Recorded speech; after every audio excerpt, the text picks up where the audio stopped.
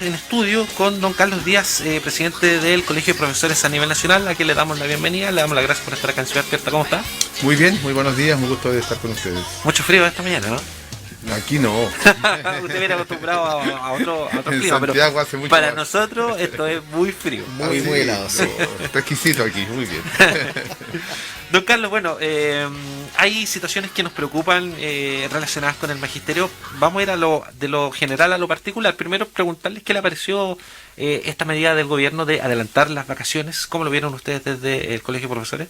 Bueno, nosotros consideramos que es una medida bastante acertada. Nosotros la valoramos porque viene a resolver un problema concreto que se está dando hoy día en los establecimientos educacionales a nivel del país.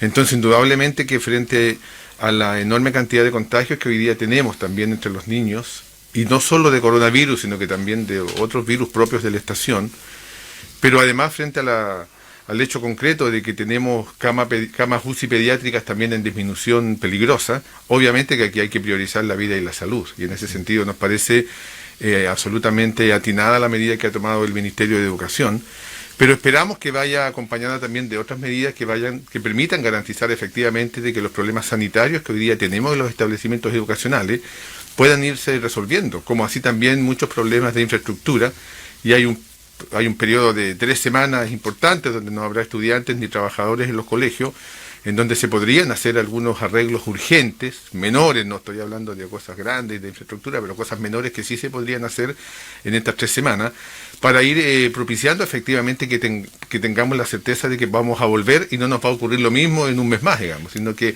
efectivamente se tomen las medidas para resolver el problema de fondo, que son los temas sanitarios y son los temas de infraestructura. ¿Y hay alguna posibilidad de vuelta de vacaciones, por ejemplo, tener clase online?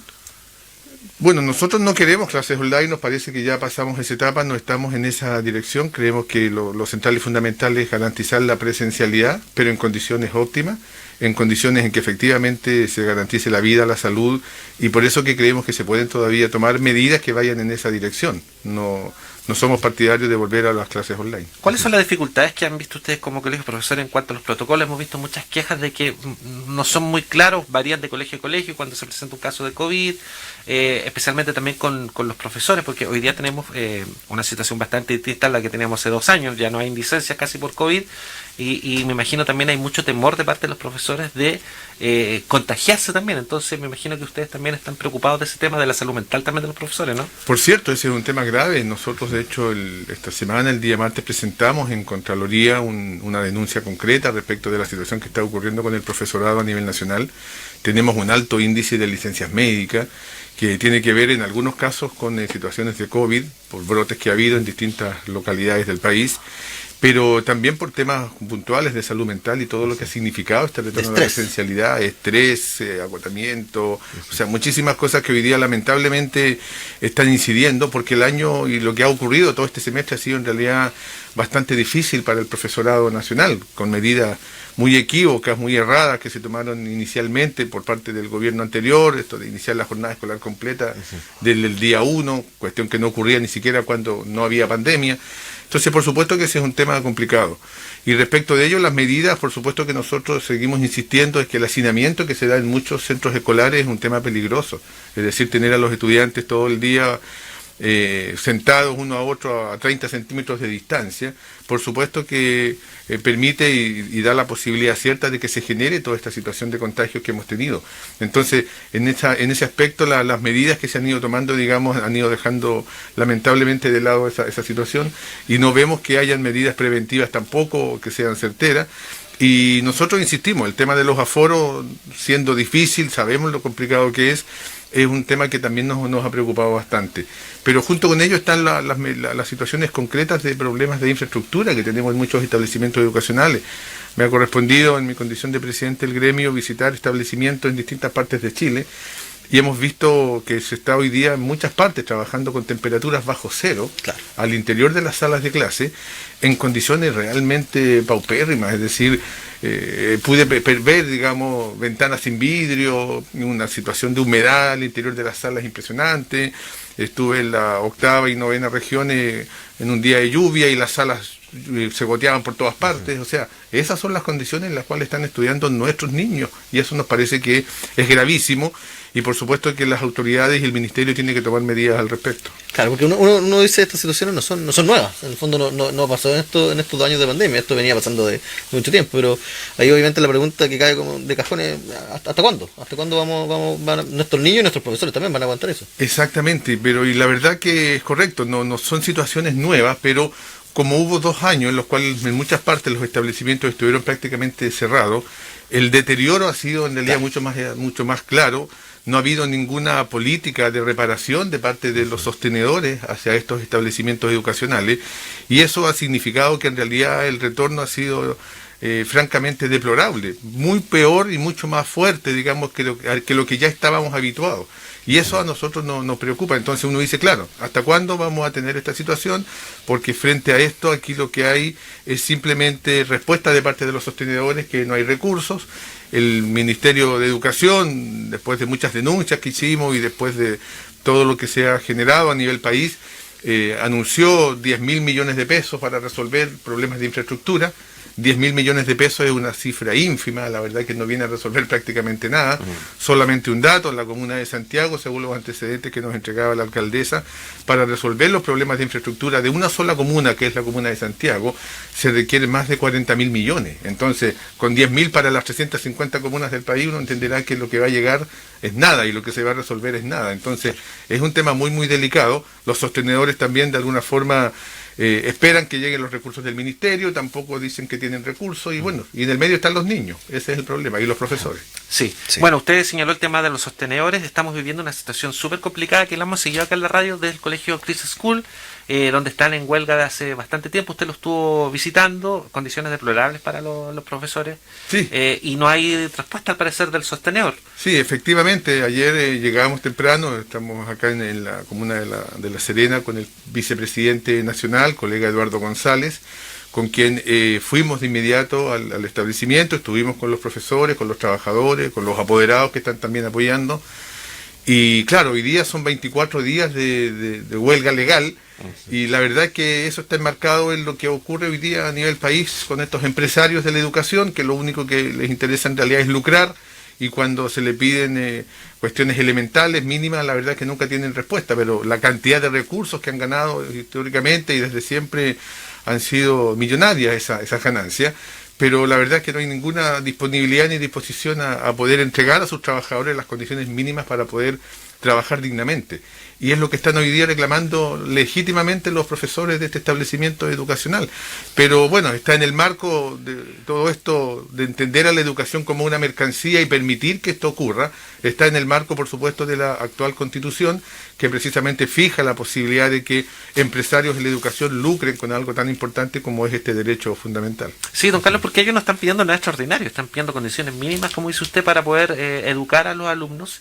Y uno se pregunta, bueno, ¿qué hace hoy la Superintendencia de Educación o el Ministerio de Educación para, de alguna manera, exigirle al empleador, en este caso al sostenedor, que se pueda resolver este problema? Usted me dice que no existe la herramienta hoy. Claro, efectivamente hoy día ellos están pidiendo condiciones mínimas. En realidad, de hecho, conversábamos ayer con los dirigentes del sindicato, con los profesores, nos mostraban lo que ha sido su pliego de peticiones. También nos comentaban que han ido bajando cada una de las demandas en virtud de que hay una nula respuesta de parte del sostenedor, que ha jugado más bien a que pase el tiempo y la situación caiga por sí sola.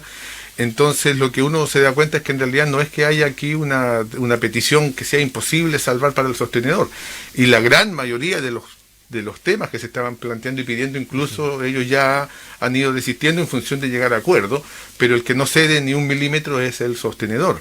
Y claro, la normativa que hoy día tenemos pone a la autoridad, al ministerio y a todos quienes hoy día están en esta línea, digamos, como autoridades, observando el conflicto, sin poder incorporarse, sin poder hacer nada.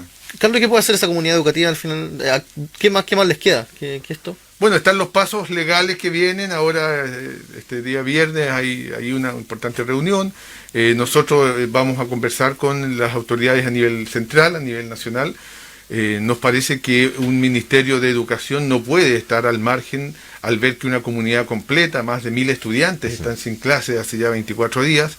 Y no interviene. O sea, creemos que aquí vamos desde la presión que vamos a hacer y que estamos apoyando, por supuesto, porque es la única alternativa, reitero, porque esto está centrado en la lógica de entender a la educación como una mercancía y por tanto se permite que sostenedores, por no decir empresarios de la educación, hagan esto, y esto la verdad que nos ha ocurrido en muchísimas partes, en muchísimas regiones, en todas las regiones del país, donde se instalan, ¿cierto?, a partir del modelo que hoy día tenemos, estos colegios particulares subvencionados, que reitero, ganan y lucran muchísimo, pero que al momento de distribuir y de entregar a los trabajadores las condiciones mínimas para poder ejercer la labor, no lo hacen. Exactamente, que finalmente, como usted lo dijo, los que quedan al medio son los niños.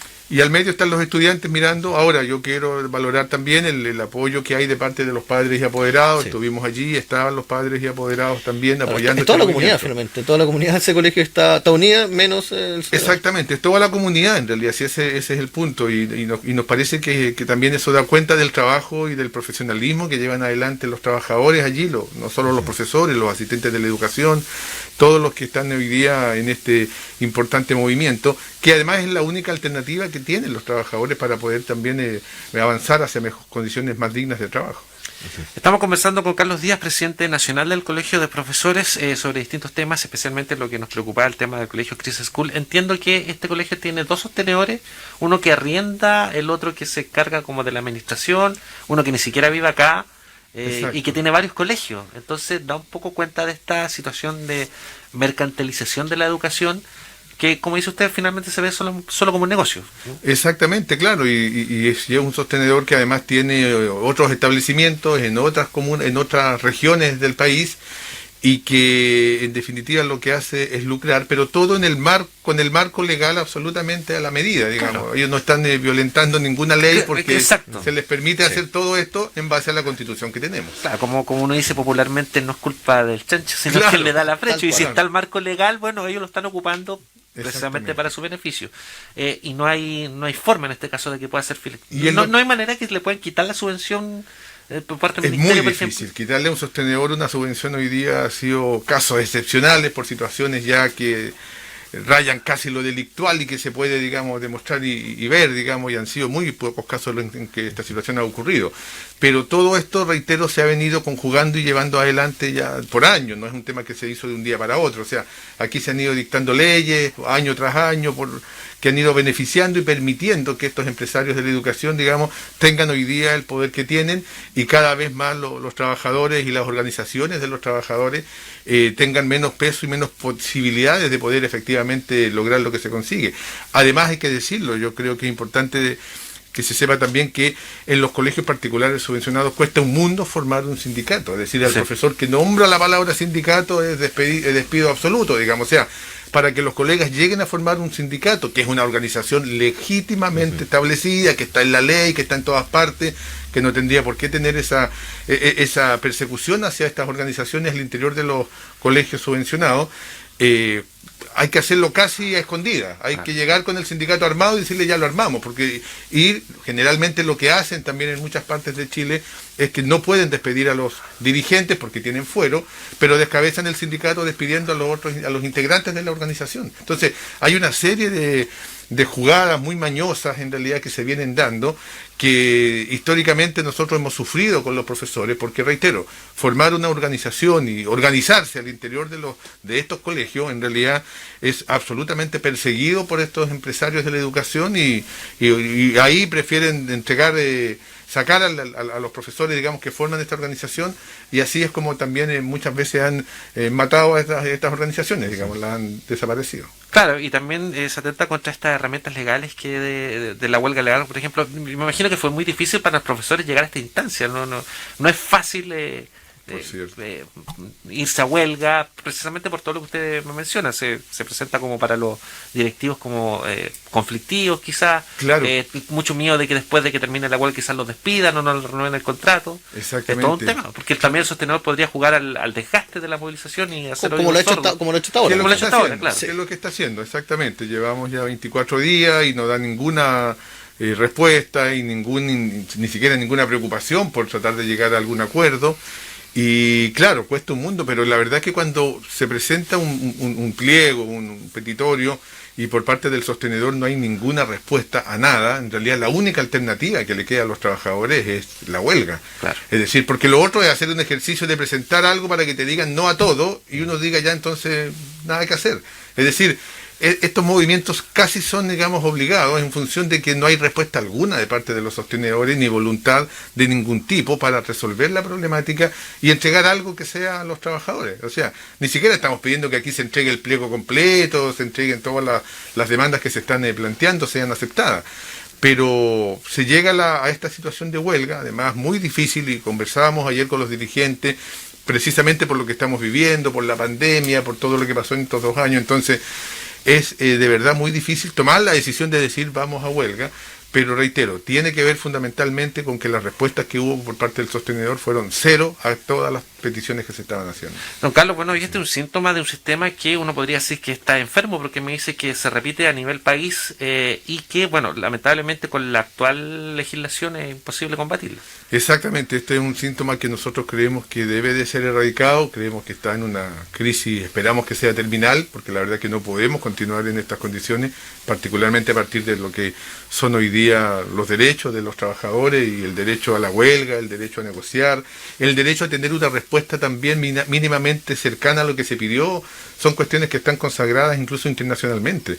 Entonces no podemos seguir en Chile en esta condición, pero se da en función de que tenemos una constitución que lo permite. Si aquí hay un traje a la medida para todos estos empresarios de la educación, y por ello que como profesores y como organización, también como colegio de profesoras y profesores, creemos que es fundamental el cambio constitucional que se avecina y que esperamos sea efectivo el 4 de septiembre. Para nosotros, por ejemplo, en todo lo que tiene que ver con el tema educativo, es muy importante que se sepa que lo que hoy día está redactado en la nueva Constitución, que fue elaborada, ¿cierto?, desde la Convención Constitucional, es precisamente la propuesta para la educación chilena que ha expresado el Colegio de Profesoras y Profesores de Chile, junto a otras organizaciones de trabajadores de la educación. Es decir, fuimos nosotros los que presentamos la iniciativa popular de norma, los que hablamos con los constituyentes y los que en definitiva estamos hoy día proponiendo al país una propuesta que además viene trabajada por muchos y muchos años. Nosotros el año pasado hicimos un Congreso Nacional de Educación donde plasmamos esta propuesta, pero además hay una larga historia y tradición de eventos que hemos hecho, como los que hicimos el año pasado, en donde hemos ido viendo y diciendo cuál es la educación que queremos para Chile. Y al menos en educación, lo que está hoy día plasmado como borrador en la nueva Constitución que será votada el 4 de septiembre es la propuesta que las y los profesores hemos presentado. Por ello que nos parece tan importante, indudablemente, que esta nueva Constitución sea aprobada.